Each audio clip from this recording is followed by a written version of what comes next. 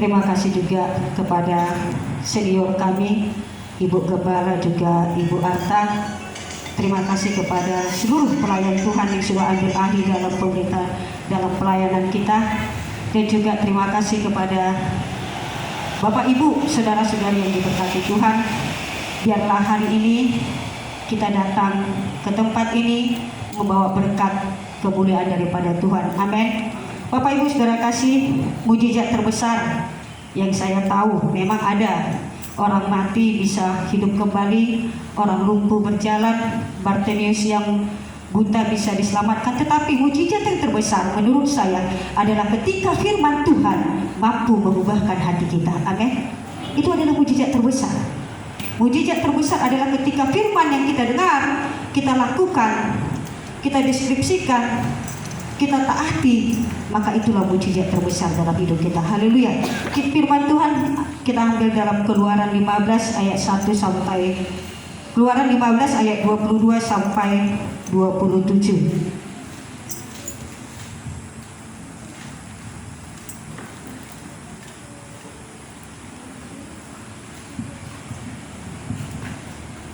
Haleluya.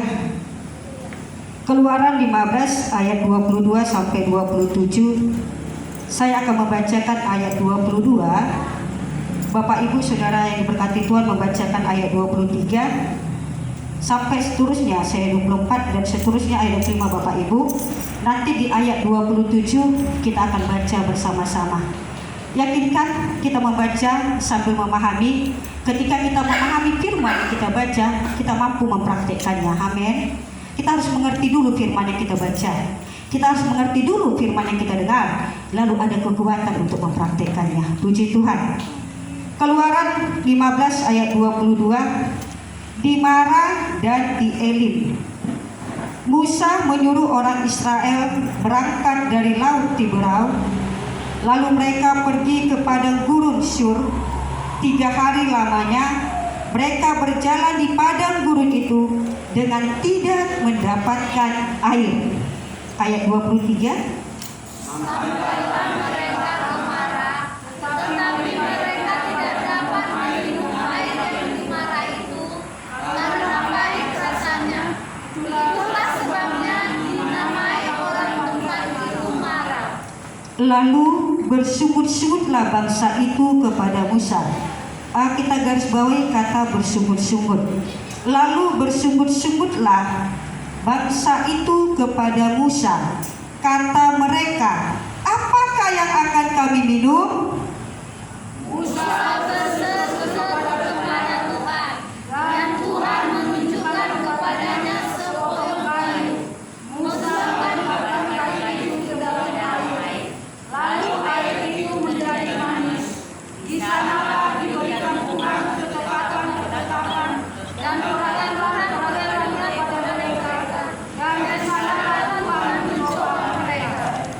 Firman-Nya, jika kamu sungguh-sungguh mendengarkan suara Tuhan. Itu yang pertama. Saya ulangi. Firman-Nya, jika kamu sungguh-sungguh mendengarkan suara Tuhan Allahmu. Yang kedua, dan melakukan apa yang benar di mata Tuhan, dan memasang telingamu kepada perintah-perintahnya, dan tetap mengikuti segala ketetapan-ketetapannya, maka aku Tuhan tidak akan menimpakan kepadamu penyakit manapun yang telah kulimpahkan kepada orang Mesir, sebab aku Tuhan yang menyembuhkan engkau. Ayat 27 kita baca bersama-sama. Sesudah itu sampailah mereka di Elim. Di sana ada 12 mata air dan 7 pohon kurma. Lalu berkemahlah mereka di sana di tepi air itu. Amin. Bapak Ibu saudara kasih, kalau kita baca Keluaran 15 ayat 22 sampai 27, secara pikiran kita sudah dapat kita artinya. Amin. Sudah ada maknanya. Nah sekarang tergantung kita. Baiklah Bapak Ibu, kita akan bahas ayat demi ayat. Kita akan pahami firman Tuhan ini. Coba kita akan mengerti. Karena biasanya kalau aku membaca itu tidak bisa 1 kali, 2 kali, bahkan 10 kali baru aku mengerti. Karena aku sudah tua. Amin. Haleluya. Bapak Ibu saudara kasih, Keluaran 15 atau Keluaran ini beberapa bulan yang lalu saya pernah berkhotbah bahwasanya kitab Keluaran itu menceritakan tentang bangsa Israel keluar dari perbudakan, keluar dari Mesir menuju ke tanah yang dijanjikan Tuhan. Gambaran di kehidupan kita, kitab Keluaran ini adalah perjalanan kita. Perjalanan kita orang percaya, orang yang percaya kepada Tuhan untuk masuk ke Yerusalem baru. Amin. Apa yang dialami bangsa Israel selama perjalanan mereka itu akan kita alami dalam kehidupan kita tanpa kita sadari. Contoh di ayat 15 ini. Bapak Ibu Saudara kasih yang diberkati Tuhan, sebelum masuk kita ke Keluaran 15 ayat 22, kita coba dulu lihat Keluaran 15 ayat 1 sampai 21. Enggak usah kita baca. Kita lihat aja di kitab kita. Keluaran 15 ayat 1 sampai 21. Di sini ada nyanyian Musa dan bangsa Israel. Musa dan bangsa Israel bernyanyi, praise and worship. Mereka menyembah Tuhan. Mereka melakukan penyembahan yang luar biasa kepada Tuhan. Kenapa? Karena dengan secara mata mereka, secara langsung mereka sudah melihat berkat Tuhan. Mereka sudah melihat mujizat terbesar, di mana mereka bisa menyeberangi laut Tiberau tanpa kekurangan suatu apapun. Bangsa Mesir, pasukan bangsa Mesir yang menyerbu mereka, menyerang mereka dari belakang, bisa ditenggelamkan Tuhan. Itu langsung loh, mujizat Tuhan langsung dilihat mereka dengan mata. Tetapi kalau kita lihat Keluaran 15 ayat 22, lalu Musa menyuruh bangsa Israel itu menyeberang ke sungai Tiberau 3 hari perjalanan tanpa mendapatkan air. Satu. Yang kedua, mereka haus. Jelas 3 hari perjalanan tanpa minum itu ada rasa haus. Bapak Ibu Saudara kasih, di Keluaran 15 ayat 1, mereka praise and worship loh. Mereka menyembah Tuhan. Pujian mereka sangat indah. Saya membaca Keluaran 15 ayat 1. Pujian mereka sangat indah. Nyanyian mereka sangat merdu. Tapi ketika di Keluaran 15 ayat 22, Musa menyuruh bangsa Israel keluar, bangsa Israel supaya berjalan kepada gurun lamanya 3 hari tanpa mendapatkan air. Tentu mereka membutuhkan air. Mereka haus. Cara logika mereka haus, jelas. Perjalanan 3 hari itu haus. Tentu mereka mengharapkan air. Tentu mereka akan mendapatkan air. Mereka mengharapkan air. Selama ini mudah-mudahan aku dapat air. Bapak Ibu Saudara kasih, apa yang terjadi? Kalau kita lihat, 3 hari lamanya mereka berjalan di padang gurun dengan tidak mendapat air. Lalu mereka sampai yang namanya Marah. Di daerah Marah, Bapak Ibu Saudara kasih. Mereka mengharapkan di Marah itu akan ada air. Ternyata benar. Di Marah ada air. Tapi ketika mereka mencicipi air itu rasanya menjadi pahit. Haleluya. Haleluya. Kecewa bangsa Israel. Jujur. Sesuatu yang mau diharapkan mereka. Mereka haus 3 hari perjalanan. Mereka membutuhkan air. Bisa saya bayangkan hausnya mereka. Bisa saya bayangkan di mana hausnya mereka. Lalu ketika mereka sampai ke Marah, apa yang dapat mereka? Air yang pahit yang tidak dapat diminum. Lalu apa reaksi bangsa Israel? Reaksi mereka ada kata bersungut-sungut. Bapak Ibu Saudara kasih, di sini akan kita pelajari. Logikaku, keinginan dagingku, kalau aku dalam keadaan seperti itu, aku akan bersungut-sungut. Itu dagingku. 3 hari loh, 3 hari aku membutuhkan air, 3 hari aku haus. Ketika aku dapat air, tiba-tiba air yang aku minum itu pahit. Secara daging aku pasti bersungut-sungut. Itu secara dagingku, wajar. Aku haus, membutuhkan air. Lalu air yang aku dapat itu pahit. Pahit, gimana meminum air yang pahit? Itu gak akan diminum. Maka bangsa Israel reaksinya bersungut-sungut. Bahasa Bataknya marbete-bete. Bapak Ibu Saudara kasih, kalau kita lihat bangsa Israel bersungut-sungut secara daging itu logika, wajar. Tetapi kalau kita lihat di Keluaran 15 ayat 1 sampai 21, oh pujian mereka tinggi di hadapan Tuhan. Mereka merasa worship, haleluya Tuhan. Mereka senang. Kenapa? Karena mujizat Tuhan langsung dilihat mereka dengan mata kepala mereka sendiri, bahwasanya bangsa Mesir, pasukan Mesir bisa dimusnahkan Tuhan, ditenggelamkan di laut Tiberau. Pujian mereka indah sekali pada waktu itu. Tapi kenapa? Ketika mereka mendapatkan Marah, ketika mereka berada di Marah, mendapatkan air yang pahit, mereka bersungut-sungut. Education, tanda tanya, di mana pujian mereka pada waktu itu? Kadang-kadang itu terjadi dalam hidup kita. Kita bersinger di tempat ini, haleluya Tuhan, haleluya, Roh Kudus berkuasa Engkau di hati. Ketika kepahitan terjadi keluar dari gereja ini, apakah kita bersungut-sungut? Di gereja haleluya, bisa jadi di luar gereja halilintar. Di gereja saleh, bisa jadi di luar gereja salah. Di gereja Alkitabiah, di luar gereja bisa jadi alkohol. Bersungut-sungut. Bapak Ibu, ini pelajaran bagi kita. Kenapa bangsa Israel bersungut-sungut? Jawabannya, bangsa Israel belum dewasa secara rohani. Tua itu pasti, dewasa itu pilihan. Mereka sudah melihat mujizat Tuhan loh. Banyak mujizat yang mereka terima. Tapi ketika mereka mendapatkan sesuatu kekecewaan, ketika mereka mendapatkan suatu kepahitan, mereka bersungut. Itu mungkin terjadi sama kita. Pernahkah itu terjadi sama kita? Bapak Ibu Saudara kasih, marah, air yang pahit, artinya kekecewaan.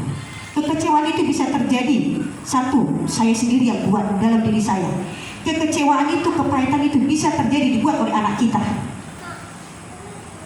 Kekecewaan itu, kepahitan itu, sakit hati itu bisa terjadi dibuat oleh suami kita, oleh istri kita, oleh menantu kita, oleh mertua kita, oleh eda kita, nambari kita, tulang kita, dan tulang kita, bahkan bisa jadi oleh teman sepelayanan kita. Benar nggak? Rasa kepahitan itu bisa terjadi, ditimbulkan oleh beberapa faktor.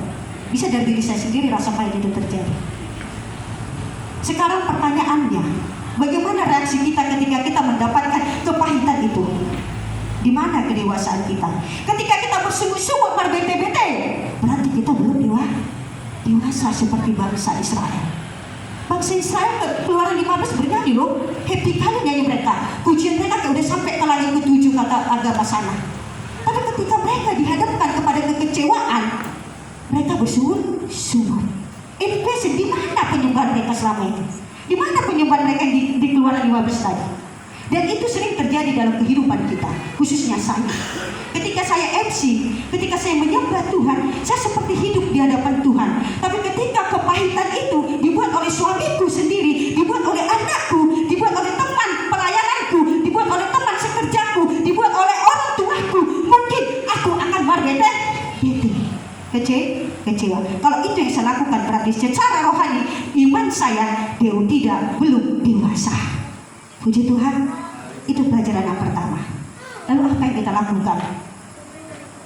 Kalau kita dihadapkan kepada air yang marah itu, rasa kepahitan itu, apa yang harus kita lakukan? Mari kita menjadi dewasa rohani. Coba kita lihat ayat yang ke-23. Bisa ditampilkan? Ini agak tulisan. Sampailah mereka kemarah, tetapi mereka tidak meminum air yang dimarah itu karena pahit rasanya. Haleluya. Yang kita harapkan tidak seperti kenyataan. Karena begini, aku sudah memuji Tuhan loh, aku sudah melayani, aku sudah MC, aku sudah memberitakan firman, tetapi kok malah kenyataan yang dapat mengecewakan. Semakin godaan cobaan, semakin kita mendekat kepada Tuhan, semakin banyak cobaan. Amin. Semakin banyak. Tapi satu hal hari ini kita rasakan, jangan seperti bangsa Israel bersungut-sungut. Karena ujian, cobaan, keadaan yang pahit menimpa kita itu mau membuat kita menjadi naik ke kelas. Contoh sekolah mau dari kelas 1 mau ke kelas 2 harus ujian. Dari kelas 2 ke kelas 6 harus ujian. Dari kelas 6 mau ke SMP mereka harus lulus-lulusan. Dari SMP ke SMA mereka harus lulus-lulusan. Bahkan sekolah itu ujian 3 kali. Pertama ujian tengah semester atau mid semester.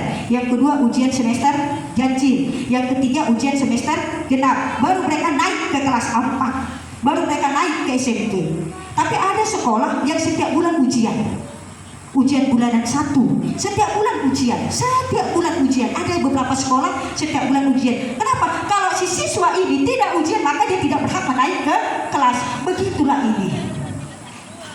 Jangan kita harapkan ketika kita menyembah Tuhan, ketika kita serius memuji Tuhan, maka hidup ini enak-enak saja. Tidak, pasti akan muncul kepahitan. Kepahitan itu dapat dari mana? Dari diri kita sendiri, dari anak kita. Bisa jadi anak kita bisa mengecewakan. Bisa ya? Bisa. Keluarga kita bisa mengecewakan, suami kita bisa mengecewakan kita, jujur. Istri kita bisa mengecewakan kita, bahkan teman sebayang kita bisa mengecewakan kita. Sekarang di mana letak kedewasaan kita? Berbeda-bedakah kita seperti bangsa Israel? Puji Tuhan. Haleluya. Ayat 24 kita lihat. Lalu bersungguh-sungguhlah bangsa itu kepada mereka, kepada Musa, kata mereka, apakah yang akan kami minum? Mereka sudah lihat mujizat Tuhan kok. Malah mereka harus mengadu kepada Musa. Mereka kan sudah lihat mujizat Tuhan. Kok nggak langsung aja mereka bersungut-sungut kepada Tuhan? Dilimpahkan kesalahan itu kepada hamba Tuhan. Ibu asa sawanon di gereja. Esok dia ada gembala sidang. Dilimpahkan kepada Musa. Mereka bersungut-sungut kepada Musa. Esok dia dong pelayanan. Kesalahan bapak gembala itu. Kesalahan ibu gembala. Padahal kesalahannya dilimpahkan kepada gembala sidang. Bangsa Israel bersungguh-sungguh dan sungguh-sungguhnya dilimpahkan kepada Musa. Mereka yang salah, mereka yang kepada Musa. Amin. Tapi saya lihat Musa, kita coba dulu ke Musa. Musa luar biasa sekali. Tokoh Musa luar biasa sekali.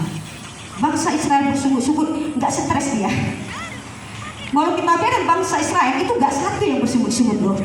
Tidak 10, tidak 20, tidak 30, tidak 100. Ribuan bangsa Israel bersungguh-sungguh kepada Musa.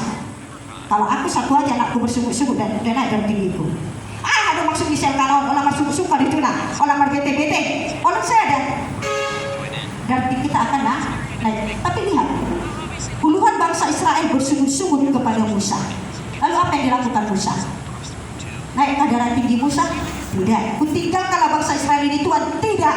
Apa yang dilakukan Musa?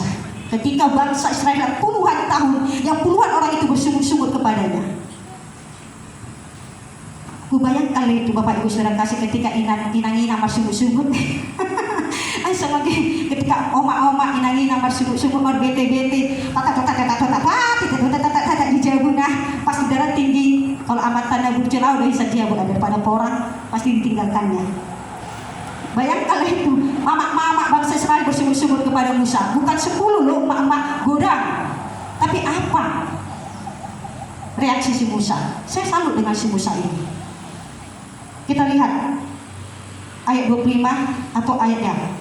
Musa berseru-seru kepada Tuhan sampai di situ. Luar biasa si Musa ini.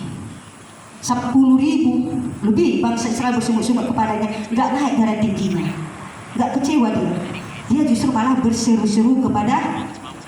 Kata berseru-seru 2 kali loh, bukan berseru. Berseru, coba kita baca, berseru-seru 1, 2, 3. Artinya itu berulang-ulang, bukan berseru loh. Berseru-seru artinya berulang-ulang. Musa tidak bosan berdoa kepada Tuhan, bukan hanya sekali. Karena doa kita sekali tidak dipenuhi Tuhan, lalu kita bosan. Ayah ada doa mulai bersungguh-sungguh. Berseru-seru berarti berulang-ulang. Berulang-ulang loh. Bahasa Indonesia berseru-seru itu artinya berulang-ulang, bukan berseru. Musa berseru kepada Tuhan, tidak. Berarti bukan sekali Musa meminta tolong sama Tuhan. Berseru-seru terjadi berulang-ulang. Luar biasa si Musa. Semuanya dari Bapak Gembala belum berbete-bete, amin. Berseru-seru kepada Tuhan. Amin. Ganti sungguh-sungguh kita dengan berseru-seru kepada Tuhan. Haleluya. Jangan berbete-bete kita. Walaupun kekecewaan itu ada, suami kita mengecewakan, istri kita mengecewakan, anak kita mengecewakan, pelayanan kita mengecewakan, tidak usah kita berbete-bete seperti bangsa Israel.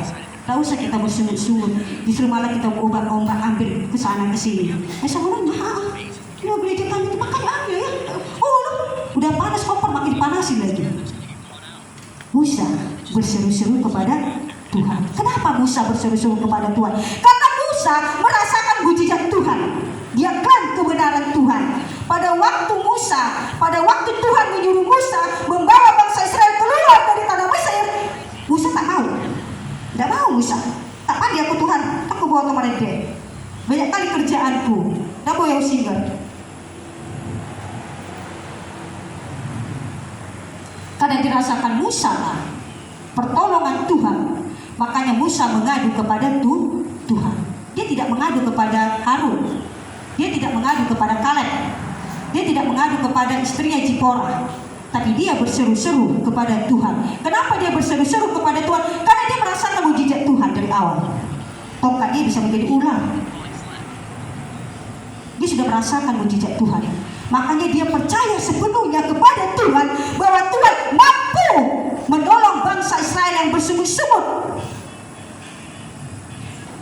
Amin. Lalu kita lihat ketika Musa berseru-seru kepada Tuhan, dan Tuhan menunjukkan kepadanya sepotong kayu. Haleluya. Ketika Musa berseru-seru kepada Tuhan, Tuhan memberikan petunjuk kepada dia. Bapak Ibu Saudara kasih, ini terjadi gak dalam kehidupan kita? Pernah ya? Pernah. Ketika terjadi kepahitan itu, ketika terjadi permasalahan itu, ketika terjadi beban hidup yang mengecewakan, kita mengharapkan air yang manis, kita mengharapkan hidup kita ini landai, santai, banyak uang, banyak investasi, kita mengharapkannya. Tetapi kenyataannya kepahitan yang kita dapat. Jangan bersungut-sungut, berserulah kepada Tuhan seperti yang dilakukan Musa. Berseru. Ketika kita berseru-seru kepada Tuhan, maka Tuhan akan memberikan petunjuk kepada kita. Amin. Tuhan akan memberikan petunjuk kepada kita. Apa petunjuknya? Menunjukkan sepotong kayu. Bapak Ibu, banyak kayu di padang gurun pada waktu itu. Tapi kalau ketika Tuhan menunjukkan kayu itu, maka kayu itu mempunyai power. Solusi banyak. Ketika kita mengalami kepahitan, ketika kita mengalami kekecewaan, banyak solusi. Teman kita bisa ngasih solusi. Jujur. Dunia bisa ngasih solusi. Tetapi kalau tidak Tuhan yang menunjukkan solusi itu tidak ada arti. Banyak kayu di padang gurun.